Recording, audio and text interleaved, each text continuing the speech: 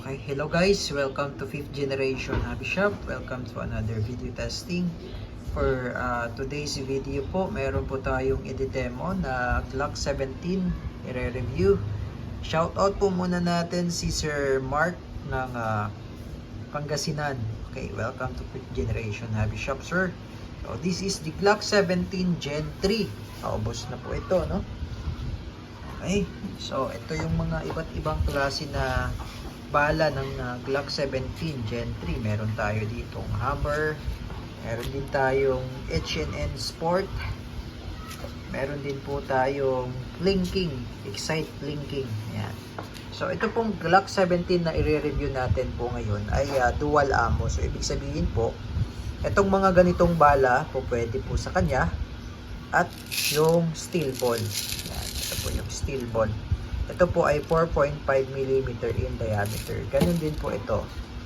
Yan. Mapapansin mo po, may 4.5 or 177 caliber. So, kumbaga, yung diameter nitong dalawa, parehas lang po. So, itong unit na ito ay Glock 17 Gen 3.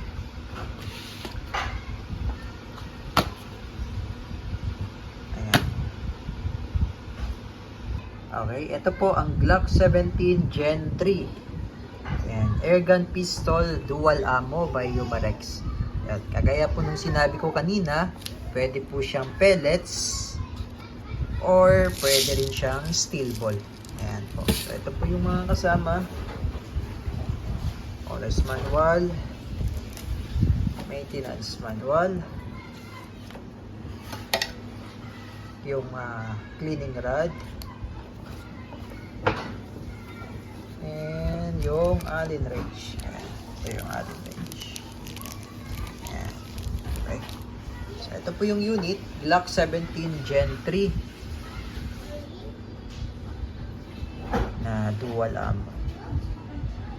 Mamaya po ipapakita ko po yung magazine. Ayan. So, ito po ay CO2 powered. Yung 12G. So, yun po yung kanyang hangin o yung propellant. Yan. Officially licensed product of Glock. So, ibig sabihin po, licensed product po ito. Made in Germany. Yan. Meron siyang accessory rail for flashlight. And with, yung Gen 3 po, may finger grooves. Yan. Anti-skid. Yan. So, ito po yung magazine. Ayan, ayan. So, nilagyan ko na rin po siya ng CO2. Ayan, okay. So, test po namin ito kanina. So, madali lang man actually maglagay ng CO2. So, ito po yung rotary clip. Ito po yung lagayan ng bala. Ayan. Bali, 4 po yan. Itong tatlo ay para sa pellets. Yung lead pellets natin. And then, itong isa, itong nag-iisa na walang kulay, ayan, ay para naman sa bulitas or steel ball. Ayan. So itong CO2 po ay 60 shots, more or less 60 shots, disposable. Ayan. May nabibili po niyan kahit sa Lazada or Shopee meron. Or sa amin naman, kung gusto niyo pong bumili, meron po tayong available na CO2. Ayan po. Kung gusto niyo pong per piece or per box, meron tayo. Okay, so habol na po dahil ito ay paubos na. Alam ko, dalawa na lang ito eh. Okay, so mag-load tayo ng bala at dahil hindi na tayo mag-load ng CO2 kasi meron na. Okay. Sa pag-load ng CO2, madali lang kasi ito meron tong Allen screw dito sa ilalim na yan. Kaya siya may kasamang Allen wrench. Pagkasalpak ng CO2, hihigpitan mo lang siya dito. Okay, so mag-load na lang tayo ng bala. Okay, so meron po tayo ditong Excite hammer. Ito po yung gagamitin natin. Ayan. 177 round pellets. Okay, so load natin. So ito po yung harapan ng rotary. Sa likod po kayo maglalagay. Ayan. Ayan po. Bali ito po ay 8 ang laman. 8 rounder po yan. Ito po yung umiikot. So, pag nagkabaliktad naman ang lagay, hindi rin siya papasok. Ayan, masikip. Ayan, so, dapat dito. Papasok man, masikip. Ayan, at pwede rin magbara yun kung magkabaliktad. So, dapat tama yung paglagay. Ayan po. So, yan po yung lead pellets. Ngayon, ito pong nag-iisa ay para po sa steel ball. Okay, sa steel ball. So, load natin. Ito yung steel ball, copper coated. Ayan. Pulitas po siya. Ayan. Pulitas yan. So, ang load naman nito, ito yung harapan, ito yung likod kanina, nilagay natin, di ba? Nilagyan natin. So, ito naman, sa harapan po ang load. Sa harapan. 8 din po. Okay, 8.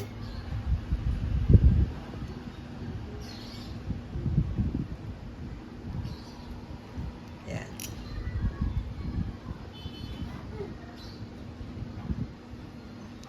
Okay.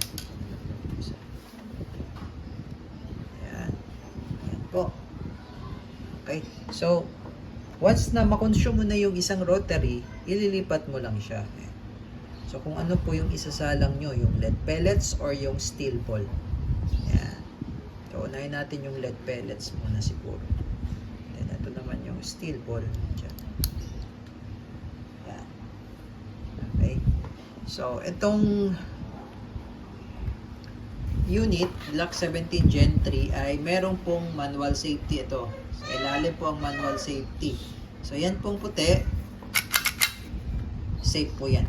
Okay, so pag red naman, yan. Pag red, that's fire. Malalim po ang trigger, sir, hanggang dulo po.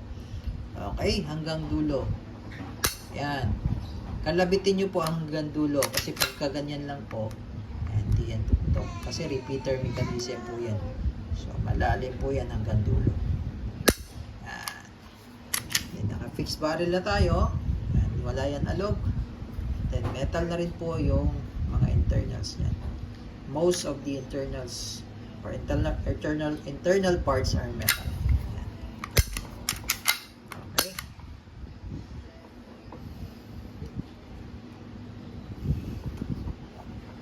So, testing po tayo. Glock 17 Gen 3 airgun pistol.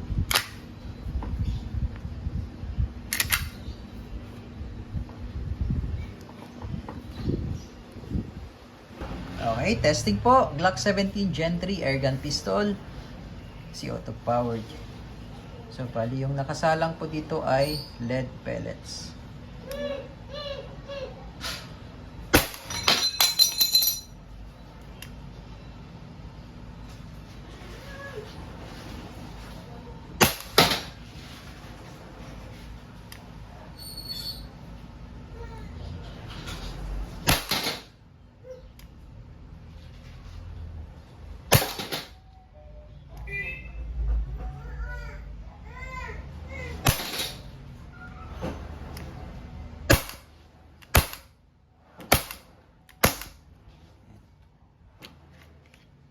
Ubos na po yung first round na lead pellets. Then, ililipat nyo lang po yung rotary. Ayan. So, all in all, laglag yung isang steel ball. So, all in all, meron po tayong 32 shots. Okay. 32 shots. Ayan.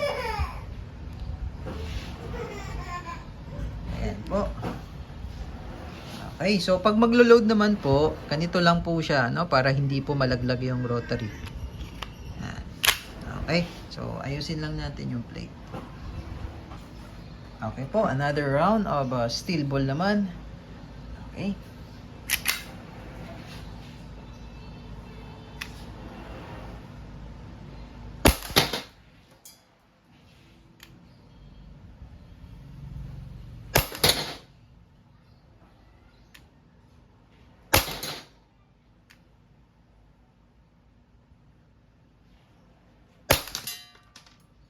Bumanda sa akin.